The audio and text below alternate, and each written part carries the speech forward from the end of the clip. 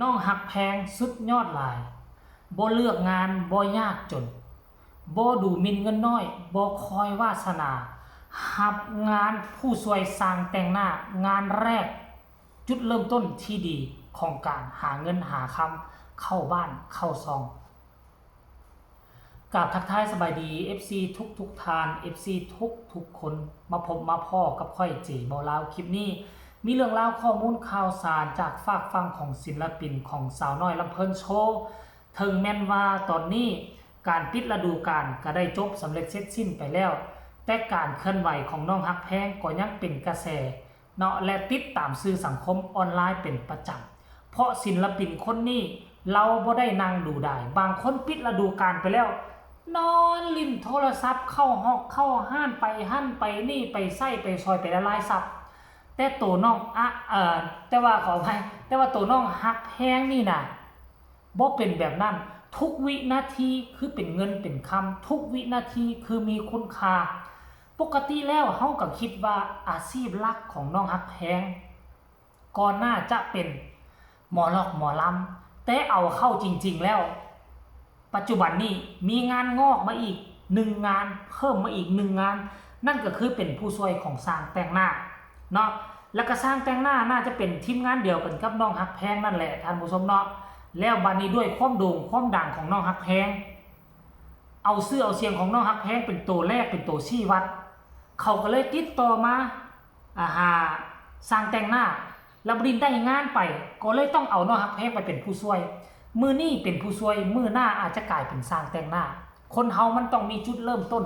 อันนี้คือจุดเริ่มต้นที่ดีท่านผู้ชมความจริงแล้วน้องฮักแพงบ่จำเป็นต้องรับงานนอกแบบนี้ก็ได้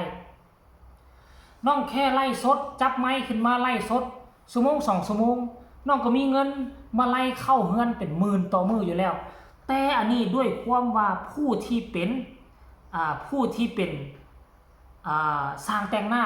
สมมติว่าเป็นทีมงานหนึ่งเดียวกับกลุ่มแก้งของมดคันไฟ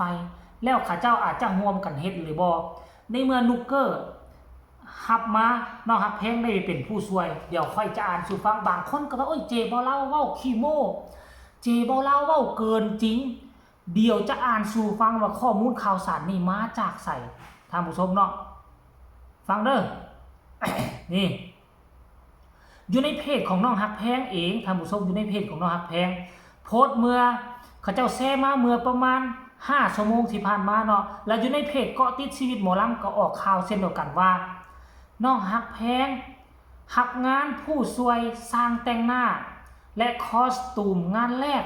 ถือว่าเลิศมากว่าซั่นเด้ติดตามผลงานน้องได้ที่ฮักแพงลำเพิ่นออฟฟิเชียลแล้วก็ตัวทั้งลุมตืมสนใจจ้างสร้างแต่งหน้าฝีมือดีติดต่อนุกเกอร์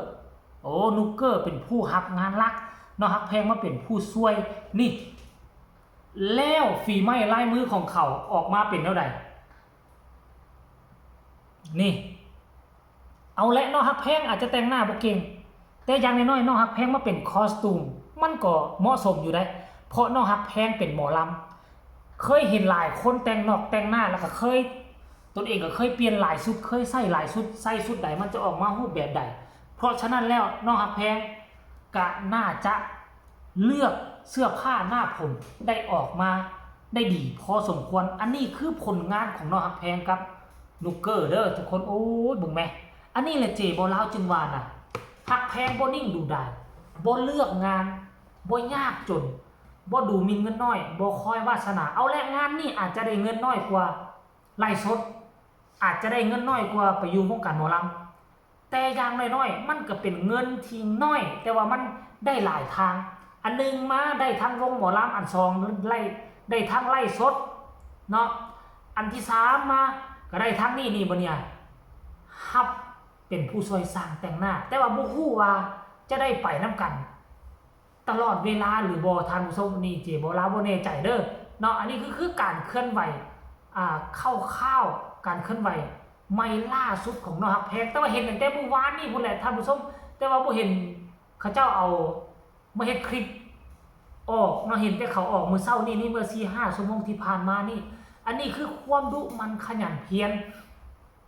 บางคนน่ะโอเคปิดโป้งแล้วก็แล้วที่ล่ะ2 เดือนเฮาบ่เฮ็ดหยังแหละ เฮาเข้าฤดูกาลมาเกือบเป็นปีเฮากับปิดวง2 เดือนนี้เฮาก็พักผ่อนชั้นตัวคันว่าเฮาพักผ่อนนี่น่ะเงินมันมีแต่ออกไปแต่เนาะฮักแพงบ่สิปล่อยให้เวลามันทิ่มแล้วจกเงินเก่าไปกินอยู่บ่เนาะฮักแพงบ่ไปหาเลยขอเพียงแต่ว่ามันได้เงินเขาติดต่อมาเป็นงานอีหยังรับหมดบ่จำเป็นต้องมาเป็นงานห้องรำทำเพลงน้องเอาหมดสรุปแล้วห้องก็ต้องให้เป็นเต้นก็ต้องให้ได้แต่งหน้าก็ต้องให้เป็นเสื้อผ้าหน้าผมก็ต้องให้ดูแลเก่งสรุปสิเอาหมดค่อยฟันธงเลยอายุ30 ปีเนาะฮักแพงอาจจะมีวงเป็นของตนเองแน่นอนค่อยฟันธง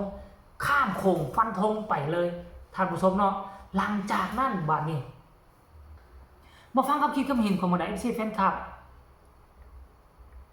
เขาเจ้าเห็นเนาะฮักแพงแบบนี้แหละเขาเจ้ามีคำคิดคำเห็นคือแนวใดเนาะท่านผู้ชมเอ้ยเดี๋ยวสิไปอ่านสู่ฟังเด้อคอมเมนต์แรกเขาว่าสวยปวนจ้าพ่อว่าซั่นนี่เขาเว้าหยอกกันเด้อ 11 โมงครับสวยได้แค่นั้น อันนี้เป็นกลุ่มกล้องของเขาแหละส่วนใหญ่กับคนกดโป้ให้เยี่ยมและท่านผู้ชมเนาะเอาเยี่ยมกับเยี่ยมน้ำเขาซะบัดนี้เนาะอันนี้แหละคือจักสิว่าแนวใดท่านผู้ชมคนเฮาน่ะบ่เกียจค้านบ่เลือกงานมันก็จะบ่ยากจนและค่อยก็เชื่อเนาะฮักแพงจากลองแบบโหมดใหม่ๆชีวิตแบบใหม่ๆแน่เนาะให้มันฮู้ชีวิตเฮามันบ่แน่นอนบ่แน่มันไม่ว่าอยู่วงการหมอลำนี่ได้เงินดีค่อนข้างมันมีชื่อเสียงแต่บ่แน่ได้อนาคตภายภาคหน้าจักมื้อใดมื้อหนึ่งได้ลงจากหมอลำก็เป็นได้ไปตั้งห้านแต่งหน้าตั้งห้านในเสื้อผ้าหน้าผมคอสตูมถ่ายรูปก็มีชีวิตของคนเฮามันบ่แน่นอนคนจากดังปุ๊บลงปั๊บมิดจีรีบ่มีชื่อเสียงก็มีคนแบบบ่ดังคือน้องฮักแพงอนาคตภายภาคหน้าปี2 ปีดังขึ้นมาเปรี้ยงปังมันก็มีชีวิตบ่แน่นอนจากหากินได้แล้วนี่ได้มื้อนึงมื้อละ10,000 20,000ยุบลงไปบ่มีรายรับคันท่าเป็นเท่านั้นน้องฮักแพงก็ยังมีตัวเลือกให้หลายอยู่พอเพิ่นเก่งเด้เป็นนักร้องบ่ได้ก็ไปเป็นนักเต้นสันตัวเป็นแดนเซอร์บ่ได้ก็ไปเป็นผู้แต่งหน้าไปเป็นคอสตูมตามรายการทีวีต่างๆมีตัวเลือกคันท่าดุมันคือน้องฮักแพงเยี่ยมเนาะควรจะเอาเป็นแบบอย่างเด้อประชาชนคนลาวของเฮาเป็นผู้นึงแหละที่ควรเอาเป็นแบบอย่างคือน้องฮักแพงวรัญญพรจากสาวน้อยลำเพิ่นโชว์คลิปนี้ขอฝากฟังเอาไว้สำนี้ก็แล้วกันพบกันใหม่ในคลิปหน้าขอกล่าวคำว่าสบายดี